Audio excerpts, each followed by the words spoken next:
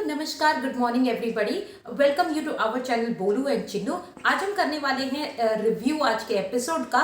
बने रहिएगा मेरे साथ कुछ नेक्स्ट मिनटों के लिए क्योंकि हम करने वाले हैं बहुत ही चटपटी डिस्कशन।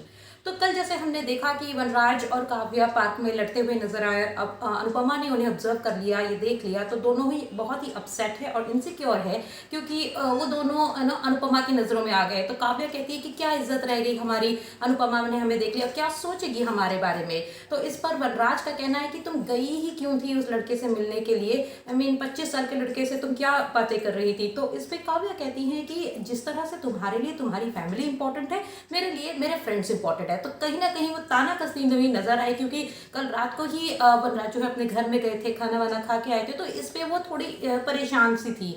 तो वनराज का कहना है कि do not compare the both, ये दोनों अलग अलग चीजें हैं और जेलस, दोनों ही एक दूसरे से जेलस नजर आए। तो यहाँ पर ये डिस्कशन हो रही है और एक बात जो है काव्या कहती है कि तुम हर चीज पे, छोटी छोटी चीजों पे जो मुझे टोकते हो और इस तरह की बातें करते हो गुस्से में आके, इससे पता चलता है तुम्हारी मिडिल क्लास मेंटालिटी का। तो अब दोनों के सामने देखिए क्लास डिफरेंस भी सामने आ गया है। तो प्यार करना, रोमांस करना अलग चीज है, पर जब हम किसी के साथ रहने लगते हैं तब ये जो बातें हैं ये भी मैटर करने लगती हैं। तो इस पे वनराज को बिल्कुल भी अच्छा नहीं लगता है।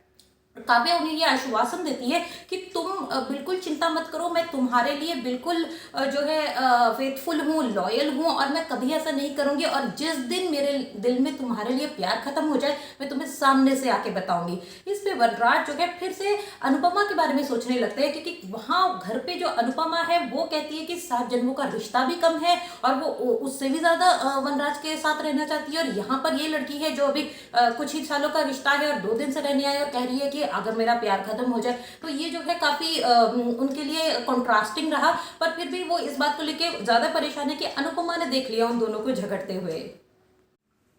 तो नेक्स्ट हम देखते हैं कि खाने के टेबल पे डिस्कशन हो रही है, सब लोग बैठे हैं और बाकी के कोर्स की डिस्कशन हो रही है कि उसके लिए इतने पैसे कहाँ से आएंगे। इस पे वो कहती है कि उसने ऑलरेडी पापा से बात कर ली है, वनराज से बात कर ली है, वनराज उनके अकाउंट में, अनुपमा के अकाउंट में पैसे भेजने ही वाले हैं। तो इस पर बात खुश होती है कि इस बात को लेके कि उनका बेटा अभी भी, जो हमने उसे पराया कर दिया, पर अभी भी ही फील्स रिस्पॉन्सिबल, वो अपने बच्चों के लिए कंसर्न है। और ये बात तो हमें वनराज की माननी पड़ेगी कि इतना सब होने के बावजूद भी वो अपने बच्चों के लिए रिस्पॉन्सिबिलिटी उठा रहे हैं और आगे बढ़ के सपोर्ट कर रहे हैं। तो उनकी फादरली लव और अफेक्शन को तो यहाँ पे हम इग्नोर नहीं कर सकते। पर अनुपमा और बापूजी थोड़े नाखुश है क्योंकि वो नहीं चाहते थे ये मदद जो है वनराज की तरफ से आए, क्योंकि कहीं ना कहीं उनके आत्मसम्मान को ठेस लग रही है और वो सही भी है काफी हद तक। तो अनुपमा उन्हें कहती है, पाखी को कहती है कि अगर नेक्स्ट टाइम आपको कुछ ऐसा करना है तो आप पहले पूछ लीजिए। तो पाखी कहती है इसमें पूछने की क्या बात है, क्योंकि वो तो हमारे पिताजी ही हैं और आपके पास तो उतने पैसे हैं नहीं, आप भी तो पिताजी से ही मांगने वाली थी। तो इस पे बा जो है अपने बेटे का सपोर्ट करते हुए कहती है कि अकड़ उतनी ही दिखाए जितनी की औकात हो। तो इनडायरेक्ट जाइब लेती हुई दिखाई देती है अनुपमा पे, which is little bit mean, थोड़ा सा जो है उनको कम करके देखा गया है। पर बाबूजी इस पे काफी सपोर्टिंग है अनुपमा को और वो भी पाखी को यही मशवरा देते हैं कि आगे से कुछ ऐसा हो तो अपनी मम्मी या मुझसे बात कर लो, क्योंकि कुछ फैसले बड़े ले तो ही अच्छा है।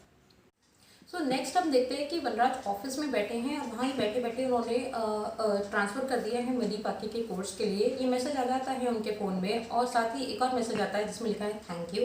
वो मैसेज एक्चुअली भेजा है पाकी ने, पर अनुपमा के फ़ोन से। तो पास में बैठी हुई काव्या ने ये सब देख लिया और वो फिर से उनके दिमाग में ये सब बातें शुरू हो जाती है। वो देखती है कि इतने ज़्यादा पैसे क्यों ट्रांसफ़र किए जा रहे हैं और क्यों वी ने उन्हें अभी तक इसके बारे में बताया नहीं है। साथ ही जब वो थैंक यू मैसेज देखती है अनुपमा से तो और भी जलने लग जाती है, क्योंकि उन्हें कहीं ना कहीं शक है कि अनुपमा कुछ ना कुछ करके वी को, वनराज को वापस अपनी तरफ खींच रही हैं। और ये प्यार की मीठी बातें और ये जो फैमिली का नाता दे के उनको अपनी तरफ कहीं अपनी तरफ आकर्षित कर रही हैं और इसी तरह से उनके दिमाग में और भी उलझुल बातें चल रही होती है।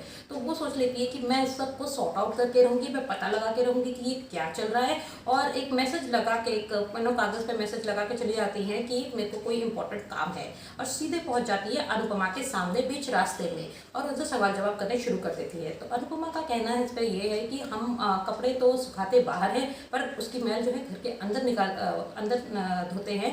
तो इंडिकेट करती है कि घर की बातें घर में ही रहे तो अच्छा है। तो घर में जाके फिर से ये डिस्कशन चालू हो जाता है। तो काव्या कहती है कि तुम क्यों नहीं एक्सेप्ट कर लेती इस बात को कि अब वनराज तुम्हारे साथ नहीं है, वो ये शादी तोड़ चुके हैं और अब मेरे साथ आकर रहने लगे हैं। तो हम देख रहे हैं कि ये डिस्कशन चल ही रहा है काव्या और अनुपमा के बीच में, और काव्या उनसे बार बार कहती है कि अब वो बीच में ना आए, उन्हें कोई फिनेंशियल हेल्प या पैसों की ज़रूरत हो तो अपने सास ससुर से मांगे, मायके से मांगे, पर उनका जीना हराम ना करें।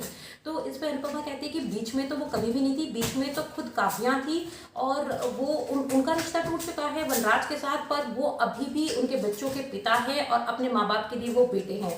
तो ये रिश्ता तो उनका चलता ही रहेगा, चाहे उनकी शादी क्यों ना हो जाए काव्या के साथ, ये रिश्ते तो वो नहीं हटने नहीं वाले हैं। और वो ये भी कहती हैं कि अगर आपको इतने ही प्रॉब्लम थी एक साथी से, उसके रिश्तों से, तो आपको एक ऐसा साथी चुनना चाहिए था जिसके पहले से इतने रिश्ते ना हो। तो जब ये सब चल रहा है तो बा एक बहुत ही चालाकी का काम करती है, फोन ऑन करती है और वनराज को फोन। तो ऑफिस में बैठे बैठे वनराज ये सारी कॉन्वर्सेशन सुन रहे होते हैं, काफ़ी परेशान हो रहे होते हैं कि औरतें जो है ये क्यों तमाशा करती रहती है, क्यों जीने नहीं देती है। पर जैसे ही वो सुनते हैं वो भाग के आने के लिए, मतलब घर आने के लिए स्टार्ट हो जाते हैं। यहाँ पर बात जो है ज्वाइन कर लेती है फाइट को, और अनुपमा का साथ देते हुए कहती है कि तुम क्यों इस बात पे ऐसा कर रही हो, तुम क्यों हमारे घर में ऐसे तमाशा कर रही हो। तो वो काव्या पहले तो उनसे तमीज से पेश आती है, पर धीरे धीरे बदतमीजी की तरफ बढ़ते हुए कहती है कि ये अपने उनके हक के लिए लड़ रही है। इस पे बा का कहना है कि चोरों के हक नहीं होते, और सिर्फ कोई हक नहीं है इस तरह से इस घर में आके तमाशा करने का और अनुपमा से इस तरह की बातें करने का। तो यही डिस्कशन चल रही होती है कि पीछे से आ जाते हैं वनराज, और यहाँ पर जो है ये एपिसोड खत्म हो जाता है। तो नेक्स्ट हम देखते हैं प्रोमो में कि पार्टी की बातें चल रही है। एक्चुअली पाखी का बर्थडे आने वाला है और वो लोग प्लानिंग कर रहे हैं बर्थडे सेलिब्रेशन का। अनुपमा सोचती है कि चलो इतने जो बुरी चीज़ें चल रही है उसके बीच में कुछ तो अच्छा करें, तो प्लानिंग कर रही हैं उनके बर्थडे कैसे सेलिब्रेट करें, पाखी का बर्थडे कैसे सेलिब्रेट करें। वहाँ पर काव्या को ये आइडिया लग जाता है कि इसका बर्थडे है तो मैं कुछ ऐसा करने वाली हूँ, कुछ ग्रैंड करूंगी और कैसे पाखी को अपनी तरफ कर सकूँ। तो ये दही बड़े और इनसे पार्टी नहीं बनती है, मैं कुछ ज़्यादा ही अच्छा करने वाली हूँ। प्रोमो की दूसरे शॉट में दिखाई देता है वनराज एक स्ट्रिक्ट वार्निंग देते हुए काव्या को कि कुछ भी हो जाए कोई भी उनके रिश्तों के बीच में नहीं आ सकता, कि चाहे वो काव्या ही क्यों ना हो। बा और बापूजी उनके लिए भगवान है और बच्चे उनकी जान है, और ये उनको क्लियरली अपने दिमाग में बिठा लेना चाहिए और कभी भी छीनने की कोशिश नहीं करनी है। तो इसी के साथ हमारा ये जो है आज का रिव्यू सेशन ये समाप्त होता है। पर आप मुझे ज़रूर लाइक या सब्सक्राइब करिएगा, क्योंकि इसकी ज़रूरत पड़ेगी मुझे आगे सर्वाइवल के लिए। Thank you for watching me so far and have a great day. नमस्कार।